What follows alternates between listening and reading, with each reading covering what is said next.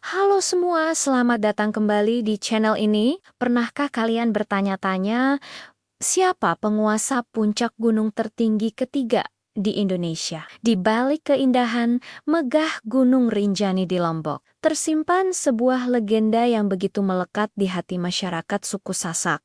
Ini adalah kisah tentang seorang Dewi Sakti yang menjadikan puncak Rinjani sebagai istananya. Mari kita selami bersama legenda Dewi Anjani dan asal mula Gunung Rinjani. Dahulu kala, di tanah Lombok yang permai, berdirilah sebuah kerajaan yang dipimpin oleh seorang raja bijaksana. Raja ini memiliki seorang putri yang kecantikannya tiada tara dan kesaktiannya sungguh luar biasa. Namanya adalah Dewi Anjani. Namun, kecantikan dan kekuatannya justru menjadi sumber kecemburuan bagi saudara-saudara dan anggota keluarga kerajaan lainnya. Konflik pun mulai merebak, mengancam kedamaian istana. Dewi Anjani dengan hati yang mulia tidak ingin ada pertumpahan darah di antara keluarganya sendiri. Ia sadar bahwa kehadirannya bisa memicu perang saudara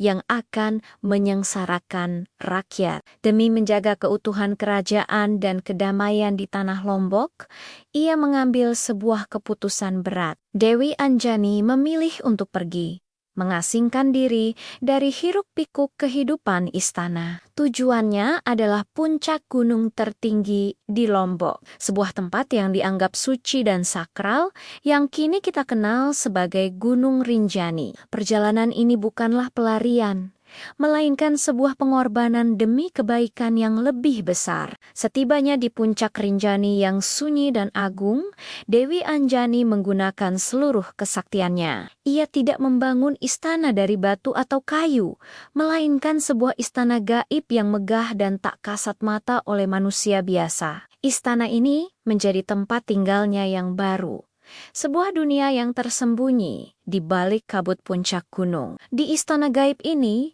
Dewi Anjani tidak sendirian. Ia dibantu oleh ribuan jin dan makhluk halus yang setia mengabdi padanya. Di antara mereka, ada sekelompok jin bertubuh kerdil yang dikenal dengan sebutan periuk Jenggi yang menjadi pelayan setianya. Dari singgasananya di puncak Rinjani, Dewi Anjani tidak melupakan rakyatnya. Justru dari ketinggian itulah ia bisa mengawasi seluruh Pulau Lombok dengan lebih leluasa. Ia menjadi pelindung spiritual, menjaga tanah Lombok agar tetap damai, subur, dan makmur. Keberadaannya di puncak gunung bukan lagi sebagai seorang putri yang terasing, melainkan sebagai seorang ratu, seorang dewi yang menjadi penjaga dan penguasa agung Gunung Rinjani. Ia memegang kendali atas kekuatan alam di sekitarnya, memastikan keseimbangan tetap terjaga. Waktu berlalu, dan suatu ketika,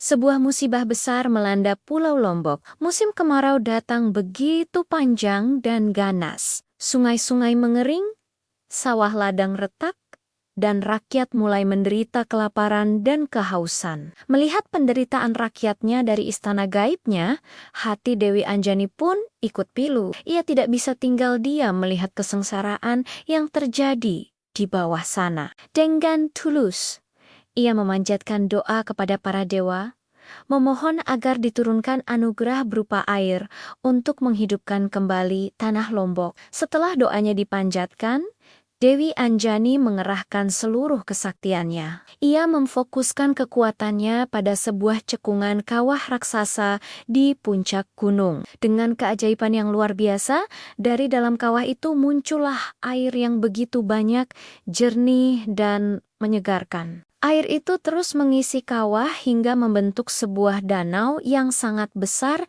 dan indah, dengan airnya yang berwarna biru kehijauan seperti lautan. Danau inilah yang kemudian diberi nama Segara Anak.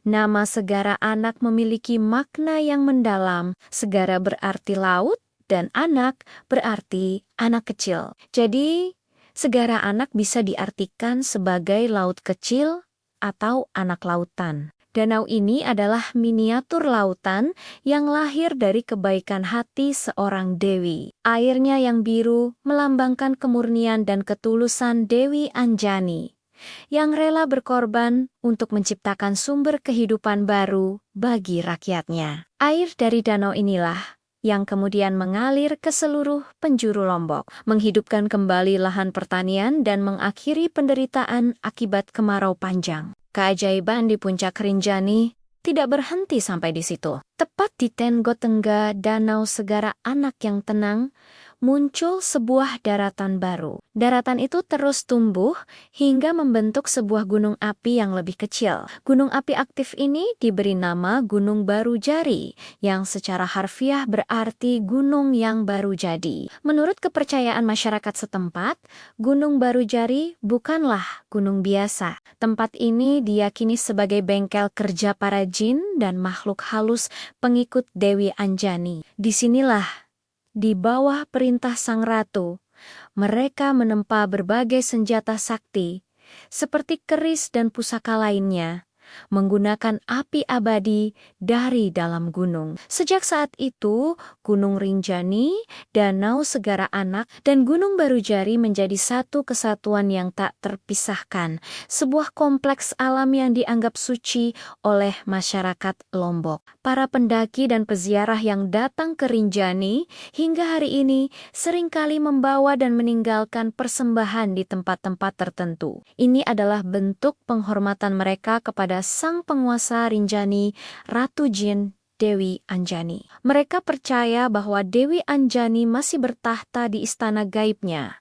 mengawasi dan menjaga keindahan serta kesucian gunungnya. Dari legenda Dewi Anjani ini, ada sebuah pesan moral yang sangat kuat dan relevan hingga sekarang. Kisah ini mengajarkan kita tentang keikhlasan dan pengorbanan diri demi kepentingan orang banyak. Dewi Anjani memilih mengasingkan diri untuk mencegah perpecahan, dan ia menggunakan kekuatannya bukan untuk berperang atau membalas dendam, melainkan untuk menciptakan sumber kehidupan. Ini menunjukkan bahwa kekuatan sejati tidak diukur dari kemampuan untuk menaklukkan, tetapi dari kemampuan untuk memberi, melindungi, dan menciptakan kedamaian. Jadi, ketika kita melihat kemegahan Gunung Rinjani, ingatlah bahwa di baliknya ada kisah tentang pengorbanan, cinta,